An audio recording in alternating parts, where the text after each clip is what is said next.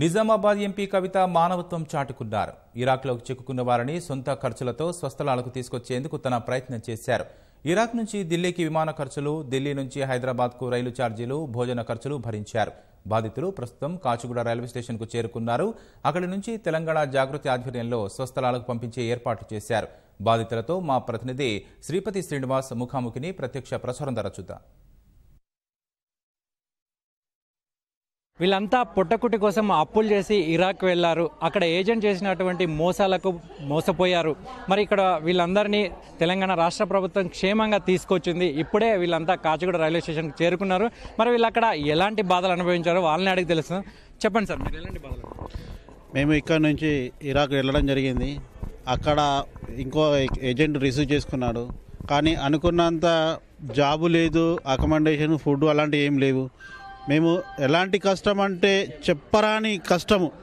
మాకు సరి అయిన రూము లేదు, సరి అయిన ఫుడ్డు లేదు, సరి అయిన ఉండడానికి రూము లేదు, తినడానికి తిండి లేదు అన్నట్టు అలా ఉంది. పూటకో మాట, మాటకో మాట చెప్పేసి ఏజెంట్ పూట గడిపేశాడు. కానీ ఎంత ఇబ్బంది అంటే చెప్పరాని ఇబ్బందులో మేము ఉన్నాము. ఎలా అంటే అక్కడ మా యొక్క జాబు అని చెప్పాడు, కానీ జాబు లేదు, పని లేదు, ఏమీ లేదు. పని అనేసరికంటే ఏది మా వర్క్ ఏది, మా డ్యూటీకి ఎప్పుడు వెళ్తాం అనేసరికంటే రేపు వెళ్తారు, ఎల్లుండి వెళ్తారు, మాటకు మాట చెప్తూనే ఉన్నాడు. రేపు ఒక మాట, ఇప్పుడు ఒక మాట, అలా గడుపుతూ రోజుకు అలా ఇచ్చేసేసరికంటే అలా 4 నెలలు గడిచిపోయింది.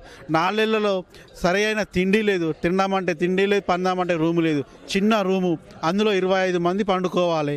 అది మళ్ళీ రూము ఉందా, సరిగా ఫుడ్ ఉండదు. ఫుడ్ అంటే ఏదో రకమైన నాసి రకంగా బియ్యం తీసుకొస్తాడు, అవి వండుకొని తినాలి. అవి తిందామంటే కూరగాయలు ఉండవు. సరే అది ఉందా, వాటర్ ఫెసిలిటీ లేదు, రూమ్ లేదు, బాత్రూమ్ లేదు. చాలా ఇబ్బంది, చెప్పరాని పరిస్థితిలో, బాగా ఇబ్బంది అంటే చెప్పరాని పరిస్థితిలో ఉన్నాము. ఎందుకంటే ఎట్లా ఇబ్బంది అంటే జీవితంలో మర్చిపోలేని అంత ఇబ్బందులు మేము బాధపడ్డాము. కానీ అక్కడ ఎలా ఉన్నామో మా దేవుడికే తెలుసు, మాకే తెలుసు. తర్వాత మాకు ఉండాలి అనిపించే ఆల్రెడీ ఏజెంట్ ఏంది ఇలా చేసామండి. మీరు చెప్పండి సార్, మీరు ఎక్కడి నుంచి వచ్చారు, ఎలాంటి బాధలు అనుభవించారు అక్కడ? మేము ఇరాక్ నుండి ఇర్బిల్ నుంచి వచ్చాం సార్. ఇరాక్ నుంచి ఇర్బిల్ నుంచి వచ్చారు. తర్వాత మాకు రిసీవ్ చేసుకుంది మా కవిత మేడం గారు, మళ్ళీ బసంత్ రెడ్డి గారు చేసుకున్నారండి. కానీ మా ప్రాబ్లం ఏంటంటే అక్కడ జరిగింది మాకు వర్క్ లేకపోవడం.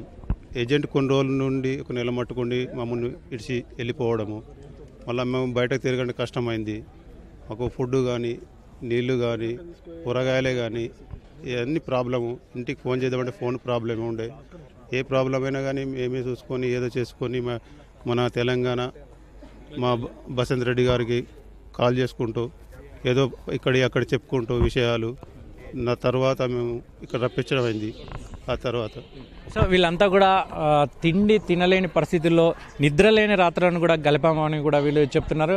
అయితే వీళ్ళందరినీ తెలంగాణ రాష్ట్ర ప్రభుత్వం చొరవతో ఇక్కడికి క్షేమంగా తీసుకొచ్చింది. అక్కడి నుంచి ఇరాక్ నుంచి ఢిల్లీ వరకు ఫ్లైట్లో, అక్కడి నుంచి కాచిగూడ రైల్వే స్టేషన్కు రైలు ద్వారా తీసుకొచ్చింది. వీళ్ళంతా ఇక్కడి నుంచి మళ్ళీ తిరిగి వెళ్లేందుకు కూడా వీళ్ళకు ప్రయాణ ఖర్చులు ఇస్తుంది. సో మరి ఆ తర్వాత వీళ్ళందరికీ ఎలాంటి ఉపాధి అవకాశాలు చూపిస్తారనేది కూడా వీళ్ళు ప్రశ్నిస్తున్నారు. మరి భవిష్యత్తులో వీళ్ళకు కూడా ఉపాధి అవకాశాలు చూపించే అవకాశాలు ఉన్నాయా లేదని కూడా తేలాల్సింది. ఇవి ఇక్కడ తాజా పరిస్థితులు. Over to you.